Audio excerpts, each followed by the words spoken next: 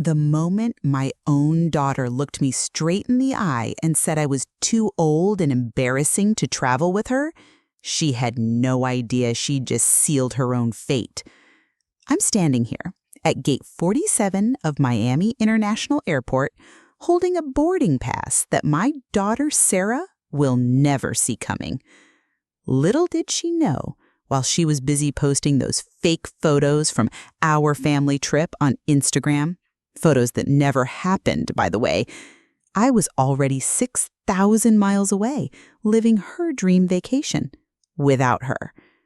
What she did next didn't just break my heart, it shattered 32 years of motherhood into a million pieces. But what I did in response? Well, let's just say it changed absolutely everything. You see these 2 plane tickets I'm holding? One's torn clean in half. That was supposed to be hers. The other one? Well, that's taking me on the adventure of a lifetime. And she'll never be part of it. Stick around, because this story gets so much better, or so much worse, depending on whose side you're on. And trust me, by the end of this, you'll understand why sometimes the best revenge isn't getting even.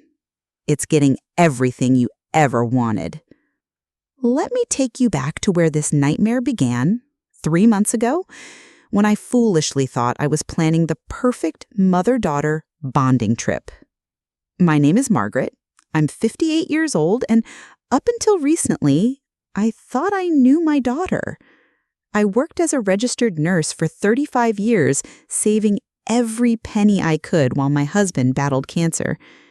When he passed away 18 months ago, Sarah was all I had left in this world. For 2 solid years, I put away money in a secret savings account. $25 here, $50 there. I skipped meals out, bought generic groceries, and even took on extra shifts at the hospital, all so I could surprise Sarah with something incredible. A 2-week luxury European tour. Paris, Rome, Barcelona, first-class flights, 5-star hotels, guided tours of the Louvre, gondola rides in Venice, everything I dreamed about since I was a little girl reading travel magazines at the library. Sarah had just gotten promoted to marketing director at her company. She was stressed, overworked, and we'd grown distant since her father's death. I thought this trip, this grand gesture, would bring us closer. I thought it would show her how much she meant to me. Looking back, I should have seen the warning signs. The way she'd roll her eyes when I mentioned wanting to see the Eiffel Tower someday. The comments about my outdated fashion choices when we'd go shopping together. The subtle jokes about my bedtime routine and how I always needed to know where the nearest bathroom was located. But I was so excited about the surprise. I had everything planned down to the minute. I'd even learned basic French phrases and downloaded translation apps. I bought new luggage, my first set in 20 years, and I actually went shopping for what Sarah would call stylish clothes. The day I decided to tell her about the trip, I laid out all the brochures on my kitchen table like I was presenting a masterpiece. Airline confirmations, hotel reservations, tour bookings, $15,000 of pure love and excitement spread across my dining room table. When I called Sarah over for dinner that night, she seemed genuinely interested at first. She asked questions about the itinerary, wanted to know about the hotels, even got excited about the cooking class I'd booked in Tuscany. But then she started asking strange questions. Could we change the dates? Were the reservations flexible? Would there be room for friends? I should have known something was wrong when she asked if I'd gotten travel insurance. Not for our safety, but for the deposits. The conversation that destroyed my world happened on a Tuesday evening, October 15th. I will never, ever forget it. I was in my kitchen making Sarah's favorite chocolate chip cookies. Yes, at 58, I was still trying to win my adult daughter's love with baked goods when I heard her talking on the phone in the living room. I wasn't trying to eavesdrop, but our house isn't that big, and Sarah's always been a loud talker. God, Jenna, can you even imagine being stuck in Europe for 2 weeks with my mom? She'd probably want to be in bed by 8 p.m. and complain about all the walking. And don't even get me started on her wardrobe choices. She still shops like it's 1985. I dropped the cookie sheet. The crash echoed through the house, but Sarah just kept talking. I love her, obviously, but she's just so old, you know? She'd slow me down completely. Can you picture her trying to climb the Spanish Steps or navigate the Rome Metro? It would be a disaster. Honestly, it would be embarrassing. I stood there in my kitchen, surrounded by scattered cookies, listening to my only child describe me like I was some kind of burden she'd been saddled with. When she hung up, I walked into the living room with flowers still on my apron and my heart somewhere around my ankles. I looked at her, really looked at her, and I asked the question I was terrified to hear the answer to. Sarah, honey, do you actually want to go on this trip with me? The silence stretched between us for what felt like an eternity. Then she sighed. Actually sighed. Like I was asking something unreasonable. Mom, I need to be honest with you. You're just too old for this kind of trip. You'd slow me down, and honestly, it would be embarrassing for both of us. Too old? Embarrassing? The words hit me like physical blows. She continued. I mean, look at yourself, Mom. You need help programming your phone. You get tired walking around the grocery store. You still wear those awful orthopedic shoes everywhere. Do you really think you could handle jet lag and foreign food and long days of sightseeing? But she wasn't done destroying me yet. I've been thinking, and I have a better idea. Why don't you use that money for a nice, quiet cruise instead? Something more age-appropriate? Somewhere with handrails and early dinner seatings and people your own age. Then came the real knife to my heart. Actually, Jenna and I were talking, and she's always wanted to see Europe. She's young, she's fun, she can keep up. Maybe I could take her instead. I mean, the money's already spent, right? Might as well make sure someone gets to enjoy it properly. I sat there in stunned silence while my daughter, my baby girl, whom I'd carried for 9 months, raised for 32 years, and loved more than my own life, casually dismantled every dream I'd ever had of sharing something special with her. I saved for 2 years, Sarah. 2 years. I know, Mom, and that's sweet, but be realistic. You'd be miserable, and you'd make me miserable too. This is really for the best. The worst part, she said it with such casual certainty, like my feelings were completely irrelevant to the equation. I thought that conversation was rock bottom. I was so naive. It was just the beginning. Over the next few days, Sarah's demands escalated beyond anything I could have imagined. She started talking about the travel money like it was already hers, like my 2 years of sacrifice meant nothing. Mom, you need to be practical about this. I'm the younger generation. I have my whole life ahead of me to create memories. Dad would have wanted me to see the world while I'm still young enough to appreciate it. She actually used my dead husband to manipulate me, her own father. But that wasn't the worst of it. Oh no, Sarah was just getting started. She somehow found out about my savings account, I still don't know how, and calculated the exact amount I set aside, $15,347. She knew it down to the penny. Then she had the audacity to suggest I was being selfish, keeping that money locked away instead of investing it in her future. The manipulation campaign was sophisticated, I'll give her that. She started telling our family members that I was making questionable financial decisions. She planted seeds of doubt about my mental state, my ability to handle money, my judgment. At my nephew's barbecue, 2 weeks later, Sarah publicly joked about my unrealistic travel dreams in front of my sister, my brother-in-law, and several family friends. Mom thinks she's going to backpack through Europe like some college kid. She laughed, while I was standing 10 feet away holding a paper plate. She keeps telling her she should stick to bus tours and cruise ships, but she's got these grand illusions. Everyone laughed. Everyone. My own sister, my own flesh and blood, actually nodded and said, "Well, Margaret, honey, maybe Sarah has a point. Travel is so different now. Maybe something more structured would be better for someone your age." Someone my age? Like 58 was ancient? Like I should be in a nursing home instead of nursing other people back to health for a living?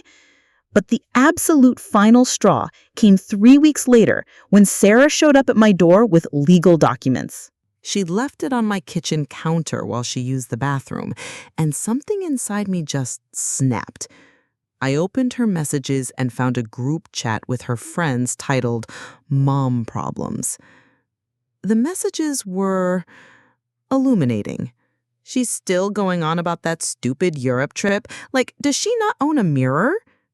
OMG, Sarah, just take the money and book something fun. She'll get over it. Has she always been this delusional? Maybe it's early dementia or something. You should totally get that power of attorney thing. Then you can control her spending and she can't make any more crazy plans. 3 months of messages. 3 months of my daughter and her friends mocking my dreams, my appearance, my age, my mental state. 3 months of planning how to steal from me while making me believe it was for my own good. That night, something changed inside me. Something fundamental and irreversible. If she thought I was too old to travel, too stupid to handle money, too pathetic to deserve respect, well, she was about to learn just how wrong she could be. They say revenge is a dish best served cold. I prefer to think of it as a fine wine. It takes time, patience, and the right conditions to reach perfection. The first thing I did was research. If Sarah thought I was too technologically challenged to handle modern travel, she clearly underestimated what 35 years of medical documentation and insurance claims had taught me about investigation and record keeping. I started with Sarah's social media. Amazing what people will post when they think their 58-year-old mother doesn't understand Instagram. Turns out, Sarah had been lying about her work commitments. She had 3 full weeks of unused vacation time she claimed she couldn't possibly take for our Europe trip, but she could apparently take time off for a spa weekend in Napa just 2 weeks after crushing my dreams. Next, I did something I'd never done before in my life. I investigated my own daughter's finances. I have a friend, Helen, who worked in banking before she retired. She taught me how to look up public records, how to understand credit reports, how to see the financial picture Sarah didn't want me to see. What I found was enlightening. Sarah was living completely beyond her means. Credit cards maxed out, car payment behind, rent constantly late. She wasn't just expecting my travel money, she was depending on it. She'd already mentally spent every penny of my savings to dig herself out of financial holes she'd been hiding from everyone. That's when I realized this wasn't just about embarrassment or age. This was about desperation. Sarah needed that money, and she'd convinced herself that manipulating her grieving mother was not just acceptable, but justified. Well, 2 could play the manipulation game. Helen became my co-conspirator. Turns out, a lot of older women have ungrateful adult children, and Helen was more than happy to help me plan what she called the most beautiful comeuppance she'd ever seen. Instead of Europe, we planned something even better. A month-long solo adventure through Southeast Asia and Australia. Not some age-appropriate cruise ship, but real adventure travel. Zip-lining through rainforests, scuba diving on the Great Barrier Reef, hiking through temples in Cambodia, learning to surf in Bali. Everything Sarah thought I was too old and scared to do. While I planned, I gathered evidence. I started recording our conversations, perfectly legal in my state, by the way. I screenshotted every cruel message in that group chat. I documented every manipulation attempt, every lie about my mental state, every financial demand. But the best part, I started playing along with Sarah's narrative. I pretended to consider her advice. I acted confused about technology, asked for her help with complicated financial decisions, even let her think she was gradually wearing me down about signing over power of attorney. You know what, honey? Maybe you're right. Maybe I am getting too old for big adventures. Maybe I should think about something simpler. Sarah practically glowed with satisfaction every time I said something like that. Meanwhile, I was secretly getting in the best shape of my life. I joined a gym, started taking yoga classes, even hired a personal trainer who specialized in adventure fitness for older adults. I learned basic phrases in 6 different languages. I got certified in scuba diving. I took a wilderness first aid course. I opened new bank accounts Sarah didn't know about and gradually moved my money somewhere she couldn't track it. I renewed my passport, got every vaccination known to medical science, and bought adventure gear that would have made a 25-year-old jealous. There were a few close calls. Sarah almost caught me researching flights to Thailand when she showed up unannounced one evening. I had to quickly close my laptop and pretend I was looking at senior living communities instead. Another time, a package from an outdoor gear company was delivered while she was visiting. I told her it was compression stockings for my circulation problems. She didn't even question it. The perfect timing came when I discovered Sarah had already booked a trip to Cabo with Jenna using her credit cards, fully expecting my money to pay off the balance when she inherited my savings. She'd planned the whole thing, the financial power of attorney, the manipulation of family members, the gradual wearing down of my resistance. It was all leading to one goal, getting her hands on money that wasn't hers. Well, Sarah was about to learn that underestimating your mother is a very dangerous game. December 3rd, the day Sarah expected to finally get her hands on my money, was the day she learned you should never, ever underestimate your mother. She arrived at my house at exactly 10 a.m. with a folder full of paperwork, a confident smile, and what I now realize was the same expression she'd probably worn as a toddler when she thought she'd successfully hidden the evidence of a broken lamp. Mom, I've been thinking about our conversation, and I really think today's the day we should get your financial situation sorted out, for your own peace of mind. I invited her to sit down at the kitchen table, the same table where I'd spread out those European travel brochures months earlier with such hope and excitement. Sarah, honey, you're absolutely right. I do need to get my financial situation sorted out. In fact, I have something very important to show you. I reached into my purse and pulled out a stack of photographs, not the legal documents she was expecting. Photographs. The first one was me zip-lining through the rainforest canopy in Thailand. Sarah's face went completely blank. She picked up the photo, stared at it, looked at me, looked back at the photo. Mom, when did you... The second photo was me scuba diving with sea turtles off the coast of Australia. The third was me hiking through ancient temples in Cambodia at sunrise. The fourth was me learning to surf in Bali with an instructor half my age. And the fifth was my personal favorite. It was me having dinner with a group of international travelers I'd met, people from Germany, Japan, Brazil, and Canada, all of us laughing around a table in a night market in Bangkok. Sarah, sweetheart, while you were busy telling everyone I was too old to travel, I was already living my adventure. While you were planning how to steal my money, I was spending it. While you were mocking my dreams, I was making them come true. The color drained completely from her face. But, but, Mom, how did you, when did you, I don't understand. 3 weeks ago, honey. I got back from the most incredible month of my life 3 weeks ago, and you never even noticed I was gone. That's when I pulled out my phone and played the recording of our first conversation. Her own voice filled my kitchen. She's just so old, you know. She'd slow me down completely. It would be embarrassing. Then I showed her the screenshots of every single message from that group chat, every cruel joke, every manipulation strategy, every plan to steal from me while pretending it was for my own good. Sarah, I want you to listen very carefully to what I'm about to tell you.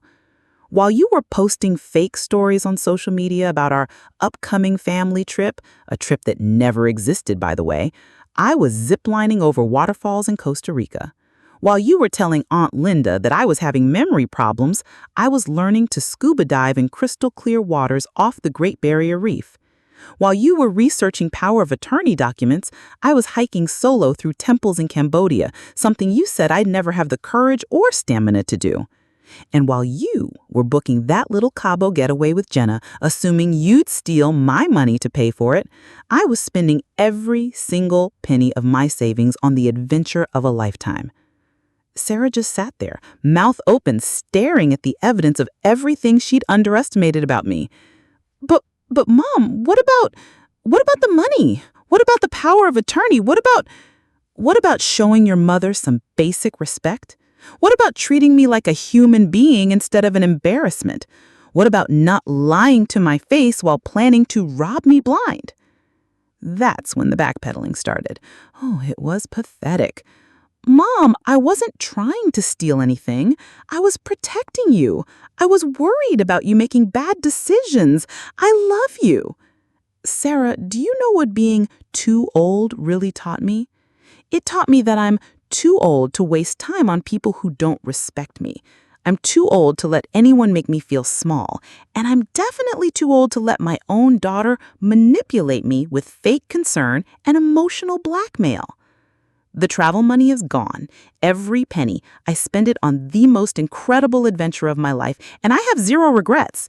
Your credit card bills, your financial problems, your Cabo getaway with Jenna, that's all your problem now.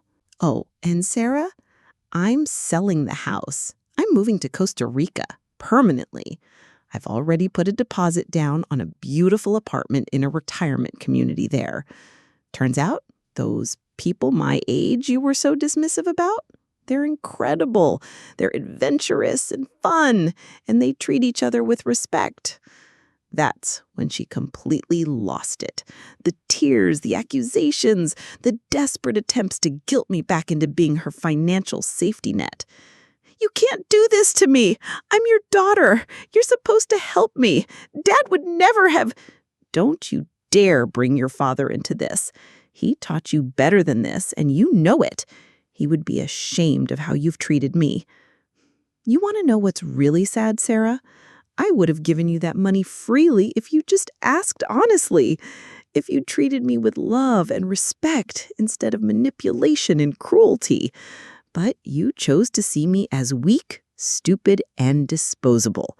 So now you get to find out what life looks like without your supposedly incompetent mother to bail you out. I think it's time for you to leave.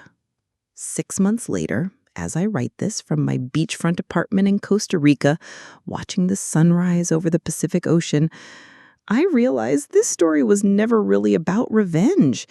It was about remembering who I am. My days here are nothing like Sarah imagined they would be. I wake up at dawn to practice yoga on the beach with my neighbor Carmen, a 72-year-old former marathon runner from Canada. Tuesdays, I volunteer at a local animal sanctuary. Wednesdays, I'm taking Spanish lessons, and yes, I'm actually pretty good at it. Thursdays are for my hiking group, which includes people ranging from 55 to 83 years old, all of whom could probably outpace Sarah on her best day. I've learned to surf at 58. I'm not good at it yet, but I'm improving. And more importantly, I'm having fun. I've joined a photography club, started a small garden, and I'm planning my next adventure, a photography expedition to Antarctica. Antarctica at 59. Take that, Sarah. As for Sarah, well, consequences have a way of teaching lessons that words never could. Without my financial safety net, she had to move to a smaller apartment. She took on a second job to pay off those credit cards. The Cabo trip with Jenna was canceled. Turns out friendship has limits when there's no money involved. More importantly, other family members learned the truth about what she'd done. My sister called to apologize for dismissing my dreams at that barbecue. My nephew actually drove down to visit me here in Costa Rica and said he'd never seen me look so healthy and happy. The family dynamics shifted.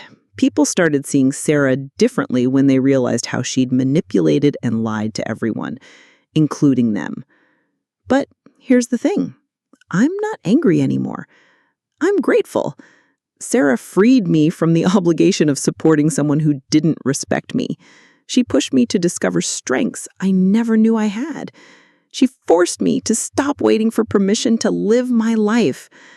3 months ago, Sarah actually flew down here to visit. It was awkward at first. She was clearly expecting to find me miserable and ready to forgive everything just to have her back in my life. Instead, she found me hosting a dinner party for 8 international friends, speaking conversational Spanish, and planning a weekend kayaking trip through the mangroves. We talked for hours that first night. Really talked. Maybe for the first time since she was a little girl. She apologized, genuinely apologized for how she'd treated me. She admitted that her financial panic had made her cruel, but she also acknowledged that the cruelty came from somewhere deeper. She'd been seeing me as old and weak, not because I was, but because she needed to believe I was. It made her feel more important, more essential, more in control. "Mom," she said, "I don't think I ever really saw you as a person. I saw you as Mom. Like that was your whole identity. I never thought about what you wanted or who you were beyond taking care of other people." We're rebuilding our relationship now, slowly and carefully. She comes to visit every few months, and she's starting to see me as the person I actually am, instead of the version she created in her head. But our relationship will never go back to what it was before, and that's actually a good thing. The old relationship was built on me making myself smaller so she could feel bigger. The new one is built on mutual respect. If you're watching this and you recognize yourself in my story, whether you're the parent being dismissed or the adult child taking someone for granted, I want you to understand something. Age is not a limitation unless you accept it as one. Respect is not automatic just because someone shares your DNA, and your dreams don't have expiration dates unless you put them there yourself. Don't let anyone tell you you're too old for adventure, too set in your ways for change, too anything for the life you want to live. The only thing you're too old for is putting up with disrespect from people who should love you unconditionally. I spent 2 years of my life and $15,000 planning a trip to Europe with my daughter. Instead, I spent a month traveling solo through Southeast Asia and Australia. And it was the best money I ever spent. Not because the places were beautiful, though they were. Not because the experiences were amazing, though they were that too. But because I proved to myself that Margaret Thompson is not too old for anything she sets her mind to. Oh, and that Antarctica photography expedition I mentioned? I leave next month. Sarah wanted to come with me, but I told her, this one's just for me. Some adventures you have to take alone, not because no one else can handle them, but because you need to prove to yourself that you can.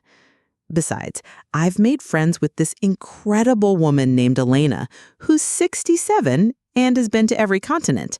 She's teaching me ice photography techniques, and we're planning to celebrate New Year's Eve surrounded by penguins. The best revenge really isn't getting even. It's getting everything you ever wanted and discovering that you never needed anyone's permission to be extraordinary. But that's not the only time someone made the mistake of underestimating me because of my age. Next week, I'll tell you about my 70-year-old neighbor who thought I'd be an easy target for his property investment scheme, and how I ended up buying his house right out from under him. Sometimes the most dangerous person you can mess with is someone who's got nothing left to lose and everything left to prove. My daughter learned that lesson the hard way. And now, if you'll excuse me, I have a Spanish lesson to get to. Turns out this old brain learns new languages just fine.